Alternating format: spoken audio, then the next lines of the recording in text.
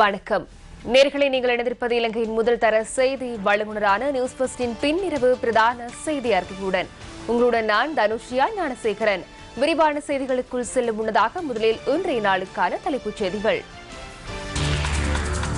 தற்போதைய நிலை தொடர்பில் ஆராயும் சர்வகட்சி மற்றும் சர்வமத மாநாடுகள் நாளை. உயிர்த்த ஞாயிறில் நடத்தப்பட்ட தாக்குதல்களில் 45 சிறுவர்கள் உயிரிழந்ததாக யுனிசெஃப் தெரிவிப்பு. மெல்கம் கருத்தினால் ரஞ்சித் ஆண்டகையை சந்தித்தனர் இஸ்லாமிய நாடுகளின் தூதுவர்கள். இன்றும் பல பகுதிகளில் தேடுதல். நாளை அதிகாலை 4 மணி வரை போலீஸ் ஊரடங்கு சட்டம்.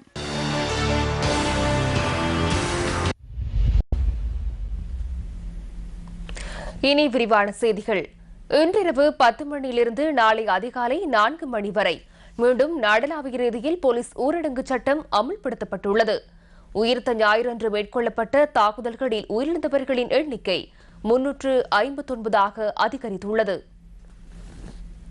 கொழும்பு கொச்சிக்கடை புனித அந்தோணியார் தேவாலயம், நீர்கொழும்பு கட்டுவாப்பேட்டி புனித செபஸ்தியார் தேவாலயம் மற்றும் மட்டக்களப்பு சியோன் தேவாலயம் ஆகியவற்றின் மீது கடந்த ஞாயிற்றுக்கிழமை தற்கொலை குண்டு தாக்குதல்கள் நடத்தப்பட்டன. கொழும்பு ஷங்கிரிலா, சினமன் கிராண்ட் மற்றும் கிங்ஸ்பரி ஆகிய ஓட்டல்கள் மீதும் பயங்கரவாத தாக்குதல்கள் மேற்கொள்ளப்பட்டன. தெகவளை மிருக காட்சிசாலைக்கு அருகிலுள்ள தங்குமிடம் மற்றும் தெமட்டகொட மகாவீல பூங்கா வீதியில் உள்ள வீடொன்றிற்குள்ளும் சந்தேக நபர்கள் சிலர் குண்டை வெடிக்க வைத்து உயிரிழந்தனர். இந்த தாக்குதலில் உயிரிழந்த 39 வெளிநாட்டவர்களில் 20 பேர் இதுவரையில் அடையாளம் காணப்பட்டுள்ளதுடன் சடலங்கள் உறவினர்களிடம் ஒப்படைக்கப்பட்டுள்ளதாக போலீஸ் ஊடக பேச்சாளர் தெரிவித்துள்ளார்.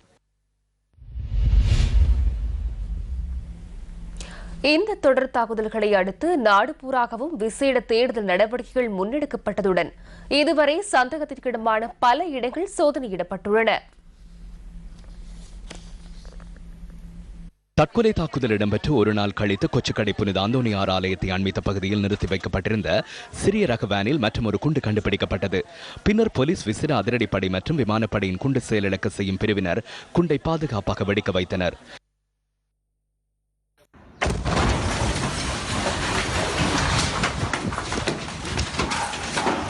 இன்றைய தினத்தில் மாத்திரம் 5 இடங்களில் சந்தேகத்துக்கிடமான வாகனங்கள் மற்றும் பொதிகளை சோதனையிட்ட பாதுகாப்பு தரப்பினர் அவற்றை பாதுகாப்பாக வெடிக்க வைத்தனர். கட்டான திமிரிகாஸ் கொடுவஸ் சுற்றுண்டு சாலையிலிருந்து சந்தேகத்துக்கிடமான பேக் ஒன்றை சோதனையிட்ட பாதுகாப்பு தரப்பினர் அதனை பாதுகாப்பாக வெடிக்க செய்தனர்.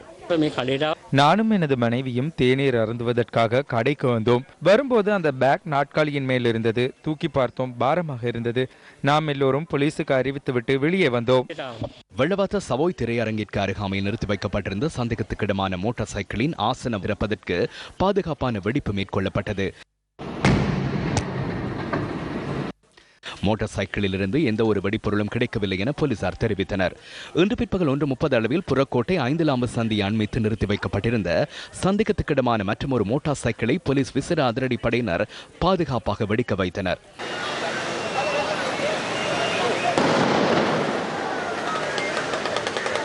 அந்த மோட்டார் சைக்கிளிலும் எந்த ஒரு வெடிப்பொருட்களும் சிக்கவில்லை என போலீசார் குறிப்பிட்டனர். இன்று மேலும் ஒரு சந்தேகத்துக்கிடமான மோட்டார் சைக்கிள் போலீஸ் தலைமையகத்தை அண்மித்து நிறுத்தி வைக்கப்பட்டிருந்த நிலையில் கடற்படையினரால் சோதனையிடப்பட்டது.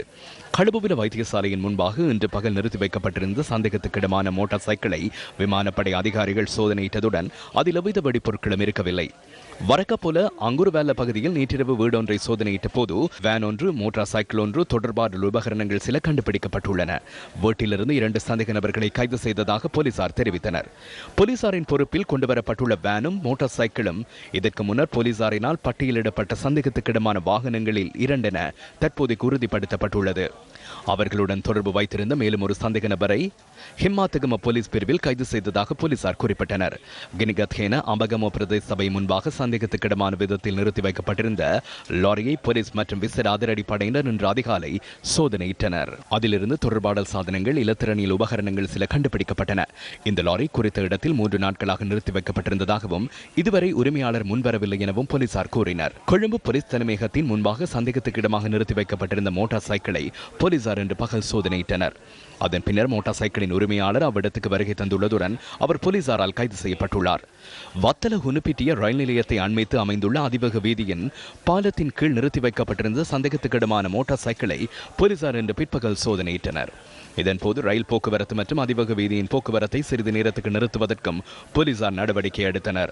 அதில் சந்தேகத்துக்கிடமான எதுவும் காணப்படவில்லை என போலீசார் தெரிவித்தனர். இன்று காலை குருநாகல் நகரில் பல இடங்களில் விசேட சோதனை நடவடிக்கைகள் இடம்பெற்றன. குருநாகல் லக்தாஸ் மத்திய மகாவித்தியாலயத்தின் மதிலுக்கு அருகாமையில் சந்தேகத்துக்கிடமான பொதி இருப்பதாக கிடைத்த தகவலை அடுத்து போலீஸ் விசேட அதிரடி படையினர் அவ்விடத்துக்கு சென்று அந்த பொதியை சோதனையிட்டனர். அதில் சந்தேகத்துக்கிடமான எதுவும் கிடைக்கவில்லை எனவும் ஆடைகள் சில கண்டுபிடிக்கப்பட்டதாகவும் போலீசார் கூறினர். குருநாகல் வத்ஹிமிய வீதியில் நிறுத்தி வைக்கப்பட்டிருந்த சந்தேகத்துக்கிடமான சிறிய ரக லாரியை போலீசார் சோதித்தனர். குருநாகல் போதனா வைத்தியசாலையின் வாகன தரிப்பிடத்தில் சில தினங்களாக நிறுத்தி வைக்கப்பட்டிருந்த முச்சக்கர வண்டியை இன்று முற்பகல் போலீசார் சோதனையிட்டதுடன் அதில் எந்த ஒரு சந்தேகத்துக்கிடமான பொருளும் சிக்கவில்லை.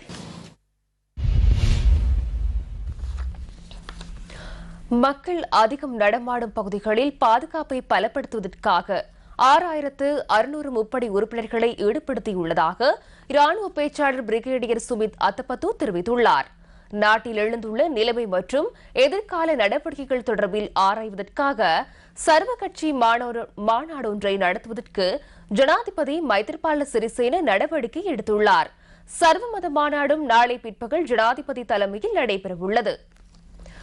இலங்கையில் நடத்தப்பட்ட தாக்குதல்களில் 45 சிறுவர்கள் உயிரிழந்துள்ளதாக ஐக்கிய நாடுகள் சபை தெரிவித்துள்ளது.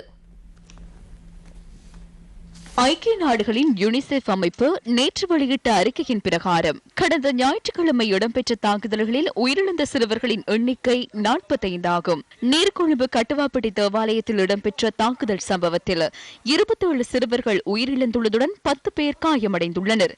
மட்டக்களப்பு சியோன் தேவாலயத்தில் இடம்பெற்ற தாக்குதல் சம்பவத்தில் 13 சிறுவர்கள் பலியாகினர். 18 மாத குழந்தையும் உயிரிழந்துள்ளதாக யுனிசெஃப் அறிக்கையில் குறிப்பிடப்பட்டுள்ளது. வெளிநாட்டு பிரஜைகளான 5 சிறுவர்களும் தாக்குதல்களில் உயிரிழந்துள்ளனர். தாக்குதல் சம்பவங்களில் காயமடைந்த 20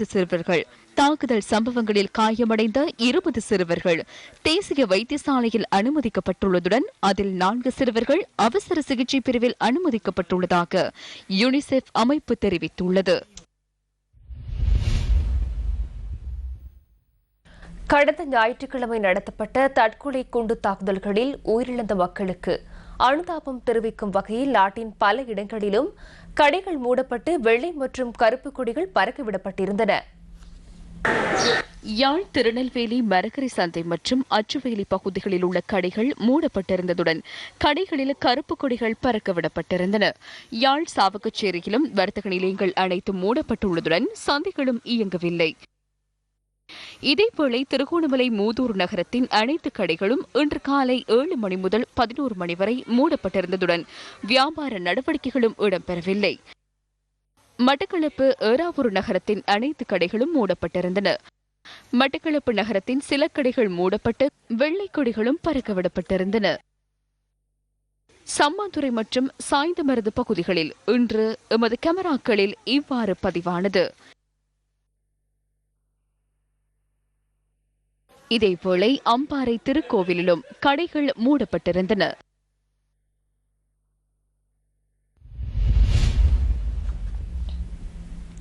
கொழும்பு பேராயர் கர்தினால் மெல்கம் ரஞ்சித் தாண்டகையை இஸ்லாமிய நாடுகளின் தூதுவர்கள் சிலர் இன்று சந்தித்தனர்.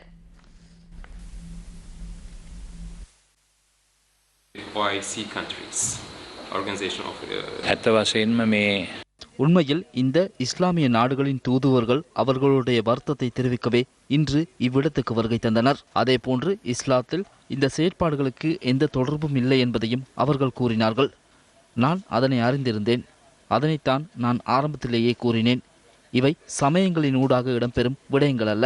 இவை தன்னிச்சையாகவும் வெவ்வேறு சர்வதேச சக்திகளின் உந்துதலால் சிலர் முன்னெடுக்கும் விடயங்களாகும். தள்ளுவ நிசா சமஹராயோ கர்ன தேவால் பாதுகாப்பு கோரி பாகிஸ்தான் பிரஜைகள் சிலர் இன்று மாலை நீர்கொழும்பு போலீஸ் நிலையத்தில் சரணடைந்தனர். இலங்கையில் தங்கியுள்ள அகதிகளை இவ்வாறு போலீசாரிடம் அடைக்கலம் கோரியுள்ளனர். பின்னர் அவர்களை பசியால அகமதியா முஸ்லிம் சமூக நலன்புரி நிலையத்துக்கு அனுப்பி வைக்க போலீசார் நடவடிக்கை எடுத்துள்ளனர். ஐக்கிய நாடுகளின் அகதிகளுக்கான முகவர் நிலையமும் இந்த நடவடிக்கைக்கு ஒத்துழைப்பு வழங்கியது. பாதுகாப்பு கோரி வந்த குழுவில் 550 பேர் அடங்குவதுடன் அவர்களில் சிறுவர்களும் அடங்குவதாக எமது செய்தியாளர் கூறினார். மேலும் ஒரு குழுவினரையும் பசியால பகுதிக்கு அனுப்பி வைக்க ஏற்பாடுகள் மேற்கொள்ளப்பட்டுள்ளதாக போலீசார் தெரிவித்தனர். அவசரகால சட்டத்திற்கான விதிமுறைகள் அடங்கிய பிரேரணை பாராளுமன்றத்தில் வாக்கெடுப்பின்றி நிறைவேற்றப்பட்டது. புலனாய்வு பிரிவிற்கு ஏப்ரல் 4ஆம் தேதியே இந்த தகவல் கிடைத்தது. 7ஆம் தேதி பாதுகாப்பு பேரவை கூட்டம் நடத்தப்பட்டது. 7ஆம் தேதி இந்த விடயம் கலந்துரையாடப்பட்டதா? நமது பிரதமரை பாதுகாப்பு பேரவைக்கு அழைப்பதில்லை. பிரதமருக்கும் தெரியாது, அமைச்சரவைக்கும் தெரியாது. சிசிர மெண்டிஸ் என்பவர் 9ஆம் தேதி கடிதம் ஒன்றை அனுப்பியுள்ளார். NIB-யின் பணிப்பாளர் கடிதம் எழுதுவதை விடுத்து பிரதமர், ஜனாதிபதி, கர்தினால் ஆகியோருக்கு தொலைபேசியில் அறிவித்திருக்க வேண்டும். புலனாய்வு பிரிவின் தலைமை அதிகாரிகளை எவரேனும் வழி நடத்துகின்றனர், அதனை நாம் ஆராய வேண்டும். பாராளுமன்ற தெரிவுக்குழுவை நியமித்து புலனாய்வு பிரிவின் தலைமை அதிகாரிகள் ஏன் மௌனமாக இருந்தனர் என்பதை ஆராய வேண்டும். ஜனாதிபதி வெளிநாட்டில் இருக்கும் போது பாதுகாப்பு பேரவைக்கு வருமாறு பிரதமர் கூறினார். அவர்கள் வரவில்லை. பிரதமர் தமது வாகனத்தில் பாதுகாப்பு அமைச்சுக்கு சென்றார். அவர் அரை மணித்தியாலம் ருவான் விஜயவர்தனவின் அறையில் இருந்தார். அவர்கள் வரும் வரை காத்திருந்தார். இவர்கள் அரசியல் செய்கின்றனர், அதனையே நாம் ஆராய வேண்டும். 4ஆம் தேதி தகவல் கிடைத்தது என உங்களுக்கு எவ்வாறு தெரியும்? 4ஆம் தேதி எமக்கு கூறினர். யாருக்கு கூறப்பட்டது? இந்தியாவிலிருந்து கூறினார். இது தவறான வழிநடத்தல். 4ஆம் தேதியாகும் போது புலனாய்வு பிரிவு அதிகாரிகள் இதனை அறிந்திருக்கவில்லை. 9ஆம் தேதியே அறிந்து கொண்டனர். இந்த சம்பவம் தொடர்பில் நாம் அறிந்திருக்கவில்லை. சம்பவம் இடம்பெற்ற பின்னர் 4ஆம் தேதி அறிவித்ததாக இந்திய உயர்ஸ்தானிகர் ஆலயத்திலிருந்து கூறினார். வெளிநாட்டு தூதரங்கள் புலனாய்வு பிரிவுக்கு அன்றி வெளிவிவகார அமைச்சு அல்லது அரசாங்கத்திற்கே அறிவிக்கும். அது குறித்தும் விசாரிக்க வேண்டும்.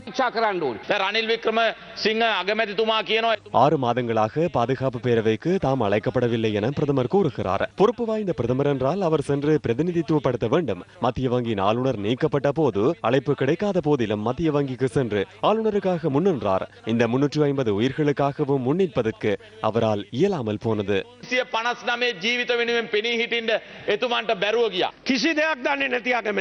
எதுவும் தெரியாத பிரதமர், எதுவும் தெரியாத பாதுகாப்பு பிரதி அமைச்சர். அச்சமின்றி நேரடியாக பேசுங்கள். உயிரிழப்புகள் ஏற்பட்டுள்ள தருணத்தில் கோமாளிகளை போன்று பாராளுமன்றத்தில் நடந்து கொள்ள வேண்டாம். இது பகிரங்க ஆவணம். பிரதமருக்கு தெரியாது, பாதுகாப்பு செயலாளருக்கும் தெரியாது, ஜனாதிபதிக்கு கொடுக்கவில்லையாம். இதனை பத்திரிகையில் பிரசுரித்தால் நீங்கள் அறிந்து கொள்வீர்கள். பாதுகாப்பு அந்த நிலைக்கு வீழ்ச்சி அடைந்துள்ளது. அரசாங்கத்தின் அனைவரும் இதற்கு பொறுப்பு கூற வேண்டும்.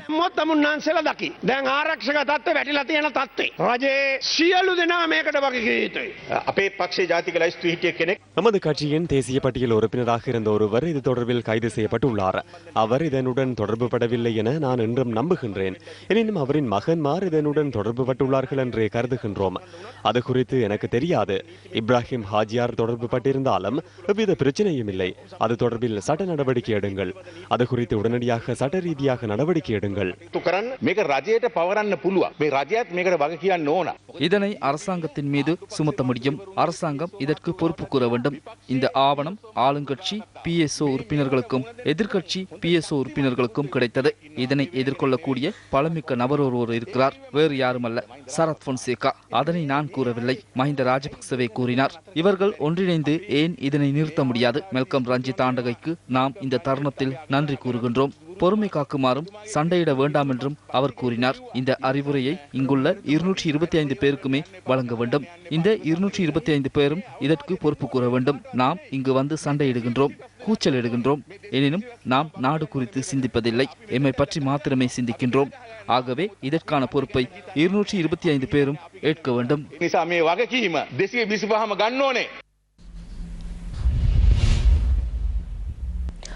பாராளுமன்ற உறுப்பினர் ஃபீல்ட் மார்ஷல் சரத் பொன்சேகா இன்று சபையில் இவ்வாறு கருத்து வெளியிட்டுள்ளார்.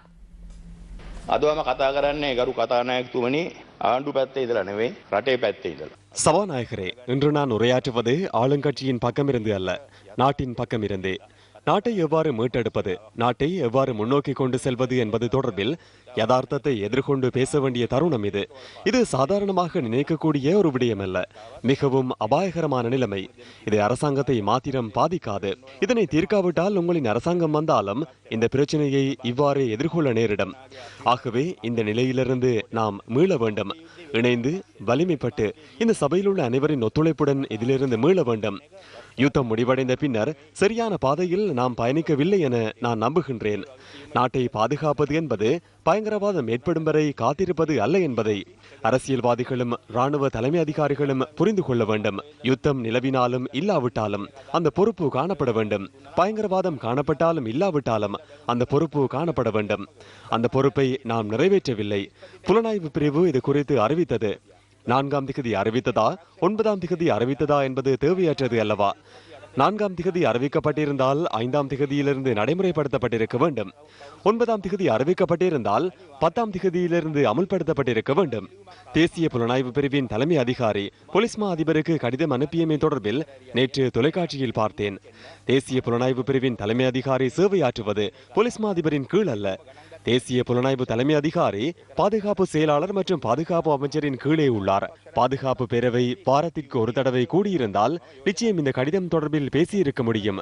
இவ்வாறான கடிதம் ஒன்று கிடைத்தால் பாதுகாப்பு பேரவையை உடனடியாக கூட்ட வேண்டும். ஒரு வாரம் காத்திருக்க முடியாது. போலீஸ் மா அதிபர் பதவி நீக்கப்பட்டார் என்பதற்காக இந்த பிரச்சினைக்கு தீர்வு கிட்டாது. பள்ளத்தை நோக்கி நீரோட்டத்தை திருப்ப முனைகின்றமை அநீதியானது. அந்த கடிதத்தை கருத்தில் கொள்ளாமை பாரிய பிரச்சனையாகும். அது நாட்டின் பாதுகாப்பு மீதான பாரிய தாக்குதலாகும். யுத்தத்தை நாம் முடிவுக்கு கொண்டு வந்த போது நான் பல யோசனைகளை முன்வைத்தேன். இது எதிர்க்கட்சி தலைவருக்கும் நினைவில் இருக்கும். வீதி தடைகளை ஏற்படுத்தி இதனை முன்னெடுக்க முடியாது.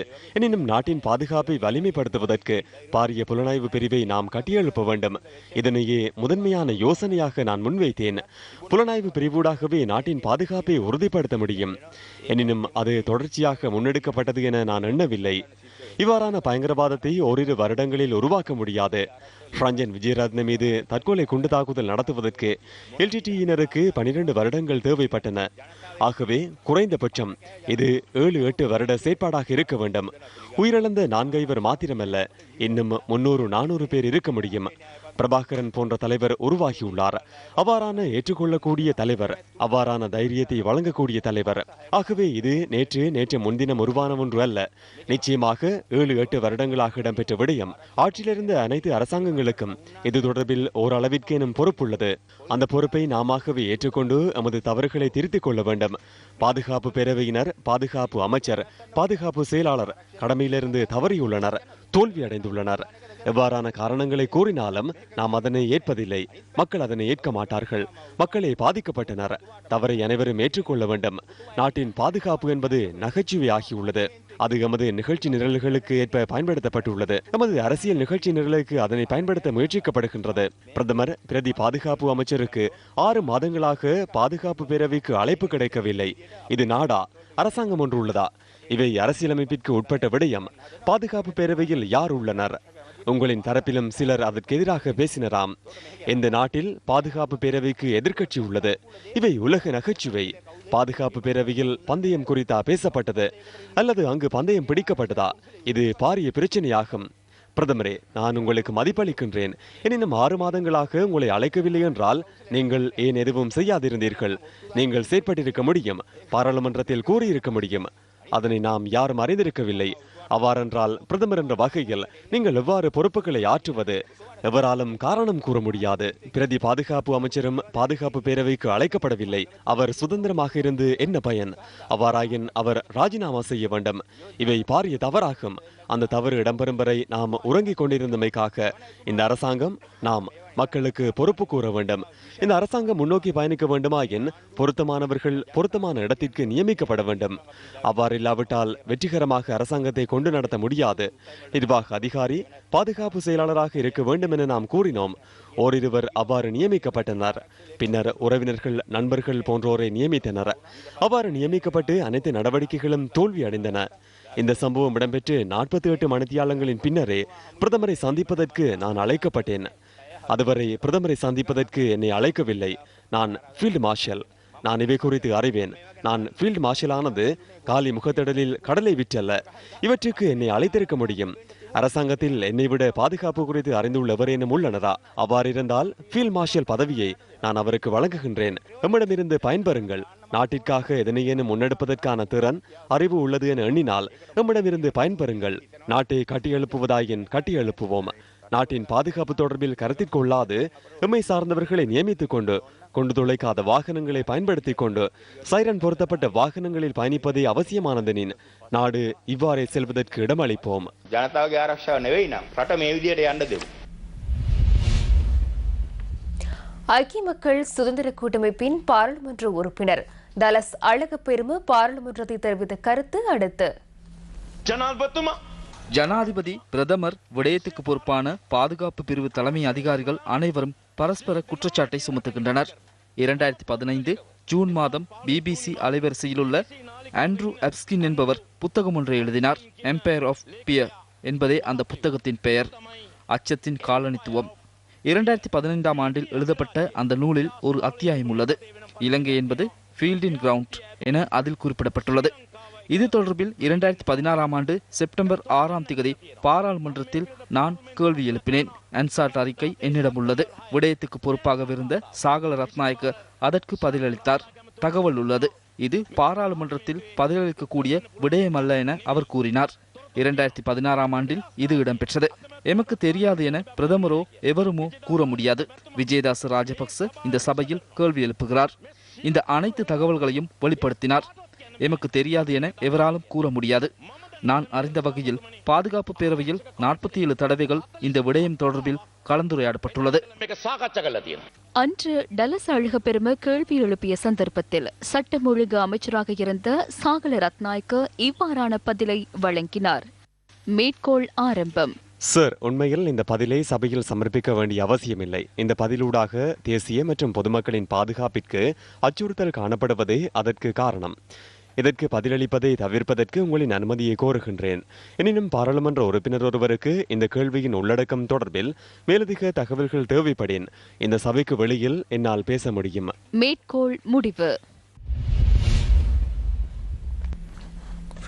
பாராளுமன்ற உறுப்பினர் எஸ் வியாழேந்திரனும் சபையில் இன்று கருத்து வெளியிட்டார். மட்டக்களப்பு மாவட்டத்திலே காத்தான்குடியில்தான் சாகர் என்று சொல்லப்படுகின்ற இந்த தாக்குதலுக்கு முக்கியமான சூத்திரதாரி இருந்ததாக சொல்லப்படுகிறது. ஆரம்ப கட்டத்திலே இந்த பாராளுமன்றத்திலே இன்று கிழக்கு மாகாண ஆளுநராக இருக்கின்ற ஹிஸ்புல்லா அவர்கள் இந்த பார்லிமெண்டத்தை பேசும் பொழுது இரத்த ஆறுவோடு என்று பேசினார். அதற்கு இந்த அரசாங்கம் என்ன நடவடிக்கை எடுத்தது? அப்போது அவர் இந்த அரசாங்கத்தில் அமைச்சராக இருந்தார். அப்பொழுது இந்த பார்லிமெண்டத்தில் அவர் பேசும் பொழுது முஸ்லிம் இளைஞர்கள் ஆயுதம் ஏந்துவார்கள், அவரை சுடுவார்கள், இவரை சுடுவார் என்று அவர் பேசினார். அவ்வாறான பேச்சுக்கள் கடந்த காலத்திலே இந்த பாராளுமன்றத்திலே பாராளுமன்ற உறுப்பினராக இருந்தவர்கள், அமைச்சர்களாக இருந்தவர்கள் பேசினார்கள். இன்று அவர்கள் கண்ட கனவு இந்த நாட்டிலே அப்பாவி பொதுமக்கள் மீது நனவாக்கப்பட்டிருக்கிறது. மன்னாரில் கூட கரிசல் என்ற இடத்திலே, பெரிய கரிசல் என்ற இடத்திலே உள்ள தேவாலயம் பலமுறை தாக்கப்பட்டிருக்கிறது. இன்று அந்த தேவாலய தாக்குதலுக்கு சம்பந்தப்பட்டவர் கூட இந்த குண்டுவெடிப்பிலே சம்பந்தப்பட்டதாக சொல்லப்படுகிறது. அரசியல்வாதிகள் கூட இதற்கு பின்புலத்தில் இருப்பதாக அரசாங்கத்தைச் சேர்ந்த அமைச்சர்களை சொல்லுகிறார்கள். அப்படியானால் இன்று எதை மூடி மறைக்க வேண்டிய அவசியம் இல்லை.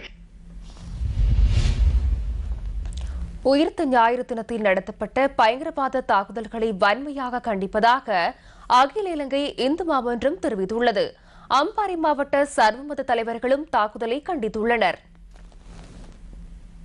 வன்முறைகளில் ஈடுபட்ட குற்றவாளிகள் நீதியின் முன் நிறுத்தப்பட வேண்டும் எனவும் எதிர்காலத்தில் இவ்வாறான சம்பவங்கள் இடம்பெறாமல் இருப்பதை அரசாங்கம் உறுதிப்படுத்த வேண்டும் எனவும் நாட்டு மக்கள் சார்பில் கேட்டுக்கொள்வதாக மன்றம் கூறப்பட்டுள்ளது. தாக்குதல் சம்பவங்களில் உயிரிழந்தோரின் ஆத்ம சாந்திக்காக பிரார்த்திப்பதுடன் உறவுகளை இழந்து நிற்கும் குடும்பத்தினரின் துயரில் பங்கு கொள்வதாகவும் இந்து மாமன்றம் தெரிவித்துள்ளது. அத்துடன் பயங்கரவாதத்துக்கு எதிராக ஒன்றுபடுவதுடன் விசாரணையின் போது பாதுகாப்பு படையினருக்கு ஒத்துழைப்பு வழங்குமாறு நாட்டு மக்களிடம் மாமன்றம் வேண்டுகோள் விடுத்துள்ளது. துயர சம்பவங்கள் ஒரு சேர நிகழும் போது எவ்வித பிரிவினையுமின்றி சமாதானத்துடனும் சகோதரத்துவத்துடனும் செயற்படுமாறு இந்து மாமன்றம் பொதுமக்களை கேட்டுக் கொண்டுள்ளது. தொடர் குண்டு தாக்குதலினால் பல நூற்றுக்கணக்கான அப்பாவி உயிரினர்கள் பலியாயிருக்கின்றன.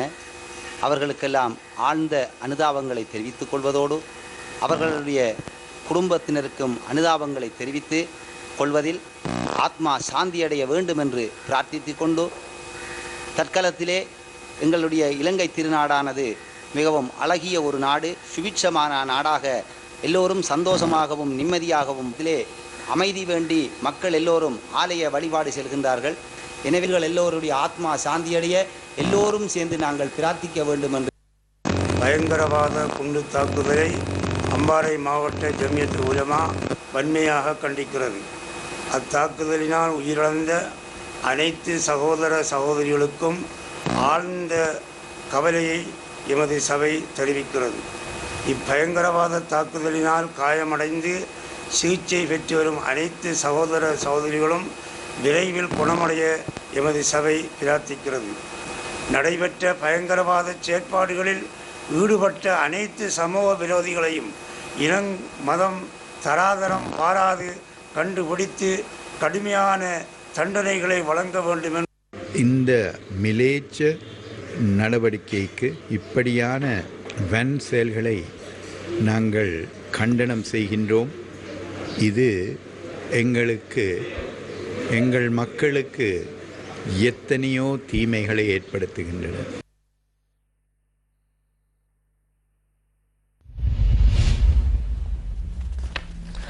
நாட்டின் சில பகுதிகளில் போலீசார் தேடுதல் நடவடிக்கையில் இன்றும் ஈடுபட்டனர். யாழ்ப்பாணத்தின் பல பகுதிகளிலும் இன்று போலீசார் தேடுதல் நடவடிக்கையில் ஈடுபட்டனர். யாழ் ரயில் நிலையம் A9 வீதியில் செல்லும் அனைத்து வாகனங்களும் சோதனைக்கு உட்படுத்தப்பட்டன. வவுனியா வைத்தியசாலை வளாகத்தில் போலீசார் தீவிர சோதனை நடவடிக்கையில் ஈடுபட்டனர். வாகனங்கள் பரிசோதனை செய்யப்பட்டதுடன் நோயாளர்களை பார்வையிட வருபவர்களின் உடைமைகளும் சோதனைக்குட்படுத்தப்பட்டன. லிந்துளை ராணுவத்தை பகுதியில் சந்தேகத்துக்கிடமான முறையில் நடமாடியமை தொடர்பில் கைது செய்யப்பட்ட பெண் எதிர்வரும் 5ஆம் தேதி வரை விளக்கமறியலில் வைக்கப்பட்டுள்ளதாக லிந்துளை போலீசார் தெரிவித்தனர். கைது செய்யப்பட்ட சந்தேக நபரிடம் தொடர்ந்தும் விசாரணைகள் முன்னெடுக்கப்பட்டு வருவதாக போலீசார் மேலும் கூறப்பட்டனர். லிந்துளை ராணுவத்தை பகுதியில் நேற்றிரவு 12 மணியளவில் சந்தேகத்துக்கிடமான முறையில் நடமாடியமை தொடர்பில் 29 வயதான பெண் ஒருவர் கைது செய்யப்பட்டார். அவரிடம் மேற்கொள்ளப்பட்ட விசாரணைகளின் போது முன்பின் முரணான கருத்துக்களை தெரிவித்துள்ளார். குருநாகல் பகுதியைச் சேர்ந்த சித்தி நசீரா என்பவரை கைது செய்யப்பட்டுள்ளார். அவரிடமிருந்து பல இடங்களுக்கு பயணித்த பஸ் டிக்கெட்டுகளும் புகையிரத டிக்கெட்டுகளும் கைப்பற்றப்பட்டுள்ளதாக எமது செய்தியாளர் தெரிவித்தார். அத்துடன் இயேசுவின் புகைப்படம், ஜெபமாலைகள், சந்தேகத்துக்கிடமான நாட்குறிப்பு ஒன்றும் இவரிடமிருந்து கைப்பற்றப்பட்டுள்ளதாக எமது செய்தியாளர் மேலும் குறிப்பிட்டார். கிழக்கு மாகாண கல்வி அமைச்சின் செயலாளர் திருகோணமலையில் இன்று ஊடக சந்திப்பை ஏற்பாடு செய்திருந்தார். கிழக்கு மாகாண பாடசாலைகளில் காணப்படும் ஆசிரியர் பற்றாக்குறைகளை நிவர்த்தி செய்யும் விதமாக தொண்டர் ஆசிரியர்களுக்கான நேர்முக பரீட்சைக்கு அழைப்பு விடுத்திருந்தோம். 25 மற்றும் 26ஆம் திகதிகளில் இந்த நேர்முக பரீட்சையை நடத்துவதற்கு தீர்மானித்திருந்தோம். எனினும் நாட்டில் நிலவும் அசாதாரண சூழ்நிலை காரணமாக நேர்முக பரீட்சையை பிற்போடுவதற்கு தீர்மானித்துள்ளோம். நாட்டின் நிலைமை வளமைக்கு திரும்பியதன் பின்னர் நேர்முக பரீட்சைக்கான திகதி அறிவிக்கப்படும்.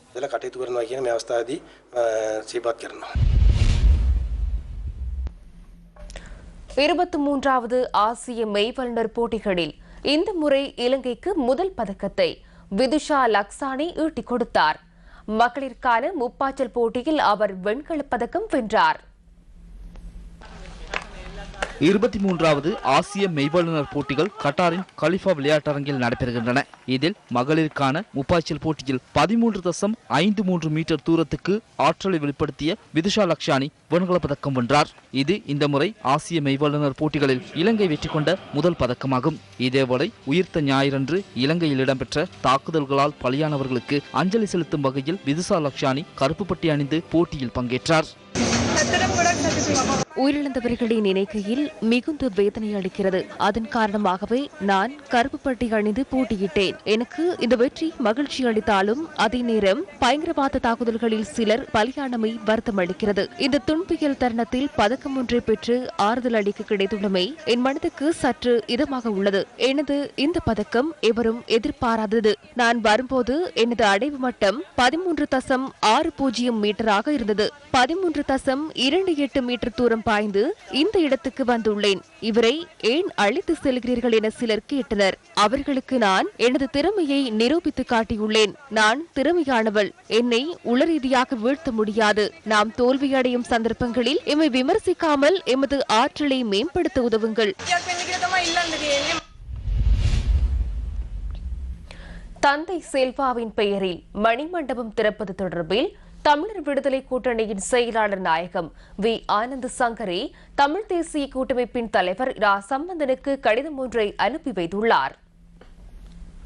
உயிர்த்த ஞாயிறன்று நடந்த சம்பவங்கள் இரா சம்பந்தனின் கடந்த கால செயற்பாடுகளை மக்களுக்கு நினைவு கூறுவதாக அமைந்துள்ளதென வி ஆனந்த சங்கரி தனது கடிதத்தில் தெரிவித்துள்ளார்.